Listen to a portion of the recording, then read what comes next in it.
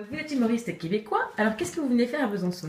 Je viens donner un beau spectacle au Petit Théâtre La Boulois le vendredi 13 mars à 20h. Ça me fait pas du tout peur le vendredi 13. J'ai fait un spectacle le vendredi 13 février et ça a très bien été. D'accord. Donc ce spectacle est placé sous le signe de la solidarité, puisqu'une partie des fonds est reversée à une association d'enfants en Afrique. Mhm. Vous n'êtes pas à votre premier coup de pouce dans l'humanitaire. Ben moi, en fait, étant donné que j'ai une formation en psychosociologie universitaire, ce qui veut dire que pendant 3 ans, j'ai suivi une thérapie tout en faisant du coloriage.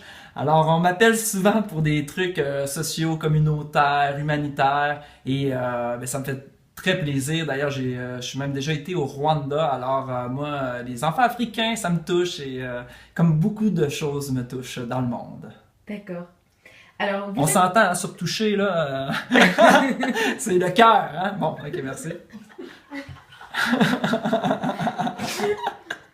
Parce que je veux pas porter la confusion avec le public français, là. Voyons, le petit Québécois, il y a pas de bon sens. Ok, c'est bon.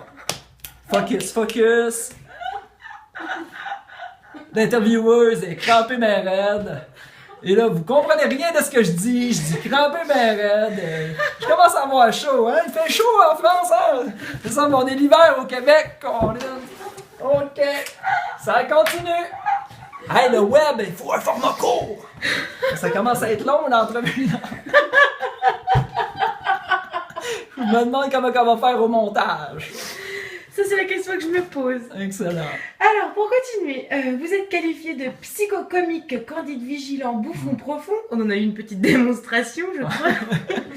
Alors, à quoi doit-on s'attendre à vos spectacles? À ce que vous venez de faire, par exemple? Ben oui, en fait, c'est des spectacles avec le cœur grand ouvert. Je suis vraiment sensibilisé à tout ce qui est relations humaines. Par exemple, j'ai un numéro, un sketch que je ramène un clochard accouché chez moi. Et c'est assez surprenant, surtout pour ma copine. Alors, c'est ce genre d'état d'esprit où est-ce que quand je dis candide vigilant, mon personnage de scène est très naïf. Par contre, je fais la différence à être trop bon puis devenir bonasse. Faut faire attention, mais je préfère être naïf et bon qu'égoïste et con. D'accord. De quoi est-ce que vous vous inspirez quand vous écrivez vos spectacles? Ben, beaucoup de mes rencontres, des expériences de vie. Je parlais du Rwanda tout à l'heure, le clochard que j'ai ramené à coucher. Donc, c'est vraiment inspirant tout ça. Ce qui me touche, en fait, je suis quelqu'un qui essaie parce qu'en fait, on a tous une part d'ombre, que ce soit en soi ou en tout cas, le monde, on a juste à ouvrir le journal pour voir que ça va pas si bien que ça dans le monde.